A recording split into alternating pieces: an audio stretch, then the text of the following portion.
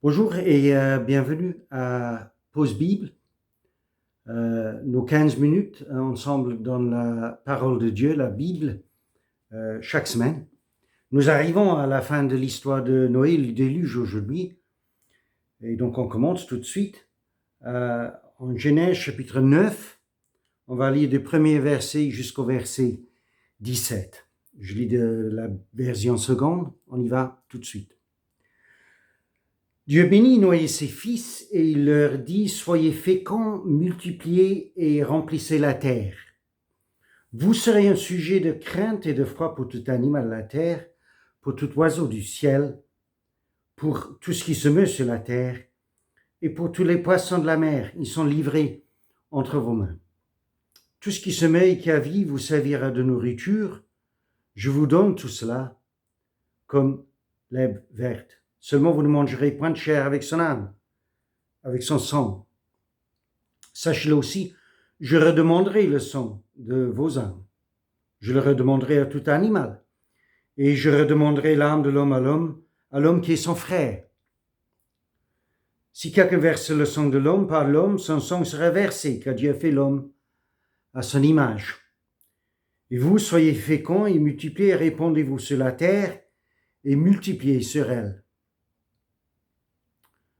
Dieu parla encore à Noé et à ses fils avec lui en disant, voici, j'établis mon alliance avec vous et avec votre postérité après vous, avec tous les êtres vivants qui sont avec vous, tant les oiseaux que le bétail et tous les animaux de la terre, soit avec tous ceux qui sont sortis de l'arche, soit avec tous les animaux de la terre. J'établis mon alliance avec vous, aucune chair ne sera plus exterminée par les eaux du déluge, il n'y aura plus de déluge pour détruire la terre. Et Dieu dit, c'est ici le signe de l'alliance que j'établis entre moi et vous, et tous les êtres vivants qui sont avec vous, pour les générations à toujours. J'ai placé mon arc dans la nue, et il servira de signe d'alliance entre moi et la terre. Quand j'aurai rassemblé des nuages au-dessus de la terre, l'arc paraîtra dans la nue. Et je me souviendrai de mon alliance entre moi et vous, et tous les êtres vivants de toute chair, et les eaux ne deviendront plus un déluge pour détruire toute chair. L'arc sera dans la nue, et je le regarderai pour me souvenir de l'alliance perpétuelle entre Dieu et tous les êtres vivants, de toute chair qui est sur la terre. Et Dieu dit à Noé, tel est le signe de l'alliance que j'établis entre moi et toute chair qui est sur la terre.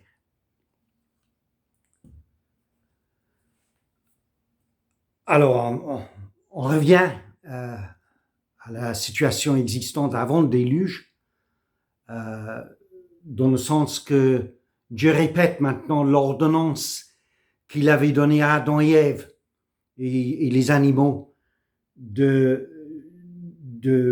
féconds, de multiplier, de remplir la terre. Et c'est assez significatif que ce soit la chose qui soit répétée ici, parce que ça souligne le fait que Dieu désire, que Dieu il veut que la terre soit remplie. Il veut que la terre soit peuplée. Il veut que la terre soit bien habitée. Contre tout bruit malthusien de dépeuplage de la terre, le problème n'est pas là. Et on doit faire attention si on arrive à penser ou à croire que le problème et la solution surtout se trouve là. Parce qu'on va directement à l'encontre, là, de la volonté de Dieu, qui aime les hommes et qui désire que la terre soit bien remplie et qui a pourvu à tous nos besoins. Adam et Ève, il leur avait dit qu'il avait donné tout arbre, toute plante pour leur nourriture. Et ici, il dit qu'on peut maintenant manger aussi de la viande. Donc, que ce soit la pêche, la chasse, l'élevage des animaux, du bétail. Maintenant, on peut manger de la viande. On peut tuer les animaux et on peut les manger. Il y a quelque chose qui est mentionné au niveau diététique. Verset 4, seulement vous ne mangerez point de chair avec son âme, avec son sang. Il faut que la viande soit bien préparée. Mais il y a quelque chose de nettement plus important que ça dans les versets qui suivent ce quatrième verset. Versets 5 et 6. Je répète le sixième. Si quelqu'un verse le sang de l'homme, par l'homme son sang sera versé, car Dieu a fait l'homme à son image. Oui, vous pouvez tuer les animaux et vous pouvez les manger maintenant, mais vous devez faire une différence entière entre les animaux et les hommes. On ne peut pas tuer les hommes. Le meurtre est interdit. Et c'est un avertissement et une interdiction du plus solennel qui sera répété, bien entendu, dans les 10 commandements. Tu ne tueras point. Ce qui ne veut pas dire qu'on ne peut pas aller faire la guerre. C'est pas quelque chose qui regarde les soldats. C'est pas quelque chose qui regarde celui qui exécute un meurtrier. Non, non. Tu ne tueras point, tu ne commettras point de meurtre. Ça, c'est le commandement.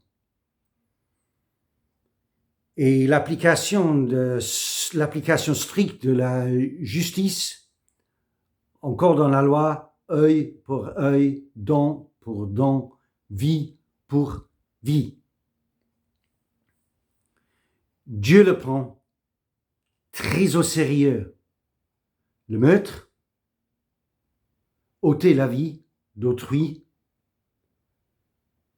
Pourquoi? Parce que la vie de l'homme est sacrée? Non, parce que Dieu est sacré. Et Dieu a créé l'homme à son image. Alors on doit bien réfléchir avec qui on aura affaire si on ôte la vie d'un homme.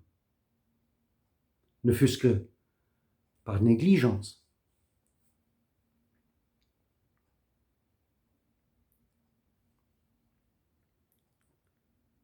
Ça devrait nous remplir d'espoir si nous réfléchissons bien, si nous ressentons les choses comme il faut.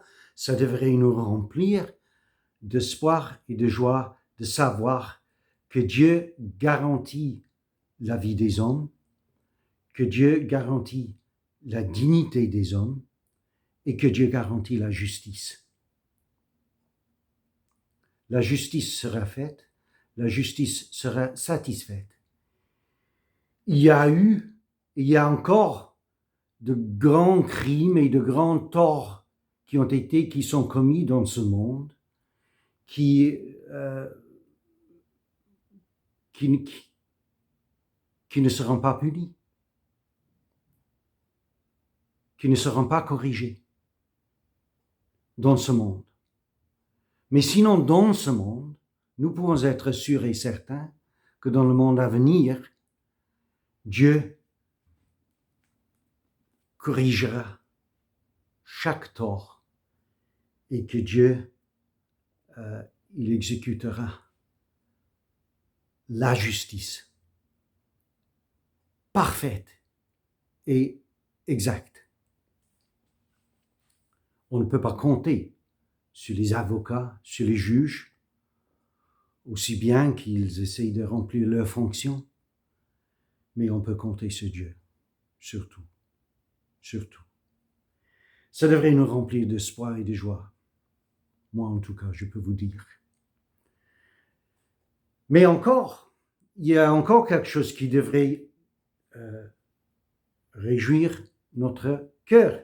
Et c'est l'alliance même que Dieu fait avec Noé, en lui donnant un signe de l'alliance. Parce qu'il dit à Noé, bon, c'est une chose de parler de la violence des hommes. C'est ça ce qui avait fait de la peine à Dieu avant le déluge, de voir la violence qui existait entre les hommes. Mais Dieu exerçait bien la violence en exécutant le jugement du déluge et en exterminant toute vie sur la face de la terre. Mais maintenant, Dieu, il donne une promesse que cela se répétera plus jamais jusqu'à la fin du monde et le jugement final. Tant que la terre subsiste, Dieu ne visitera plus jamais la terre avec un jugement aussi sévère, aussi complet que celui du déluge. Il y aura toujours, bien entendu, des catastrophes naturelles et des jugements visités sur la terre, mais pas de cet ordre. Dieu fait alliance avec Noé ici. Et qu'est-ce que ça veut dire? Eh bien, ça veut dire que, non que Dieu frappe un accord avec Noé. Si nous pensons de l'alliance que Dieu fait avec les hommes dans ces termes-là, ou sous cette optique-là, nous nous trompons. Nous nous trompons. Non, Dieu, quand il fait alliance, il s'engage envers nous. Il nous fait une promesse. Et il tiendra à sa promesse. Et qu'est-ce que c'est sa promesse? Eh bien, sa promesse, c'est qu'il n'y aura plus de déluge. Il ne va pas exterminer la vie sur la terre jusqu'à la fin du monde où il y aura le jugement final, où Dieu dissoudra toute chose et tout entrera en jugement. Donc la promesse faite à Noé et aux générations futures, y compris nous-mêmes, c'est que Dieu, il exercera de sa patience, de sa longanimité. Au lieu de réagir comme il a réagi à l'heure du déluge lui-même, Dieu, il a promis de rester patient en attendant, bien sûr, à ce que nous tournons vers lui. Et Dieu, il a mis l'arc-en-ciel dans le ciel. C'est très beau, n'est-ce pas, un arc-en-ciel. Mais dans un premier temps, c'est pas le signe que Dieu a mis dans le ciel pour nous-mêmes, mais pour lui-même. Il a dit dans sa parole que quand lui regarde l'arc-en-ciel, il se souviendra de l'alliance qu'il a faite avec Noé et avec tout homme, jusqu'à la fin.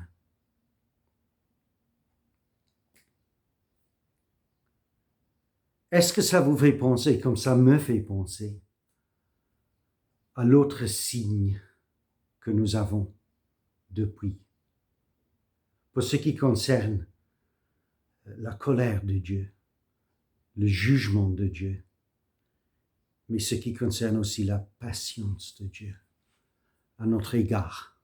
Oui, ça me fait penser à la croix.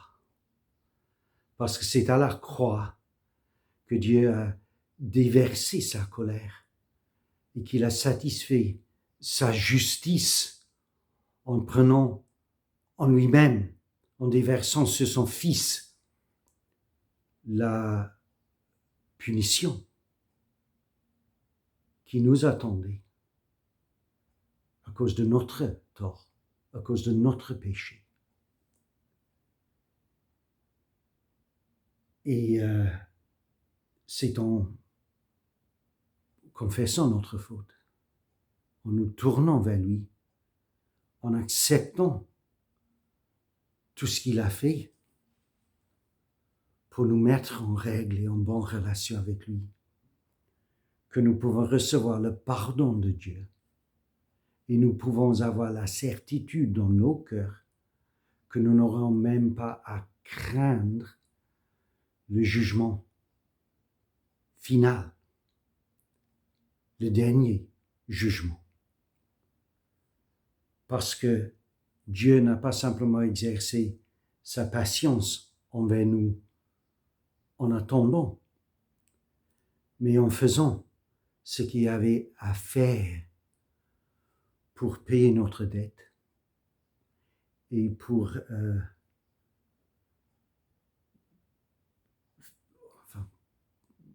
faisons ce qu'il y avait à faire pour que nous puissions nous approcher de lui et recevoir son pardon. Le signe de l'arc-en-ciel, Dieu attend, le signe de la croix, viens, viens. Venez à Dieu, soyez réconciliés avec votre Dieu. Bon, on va terminer le 9e chapitre et on va faire le 10e dans son entièreté la prochaine fois. Et on va aller jusqu'à l'11e chapitre la fois après. Et puis nous allons commencer dans quelque chose dans le Nouveau Testament. Au revoir.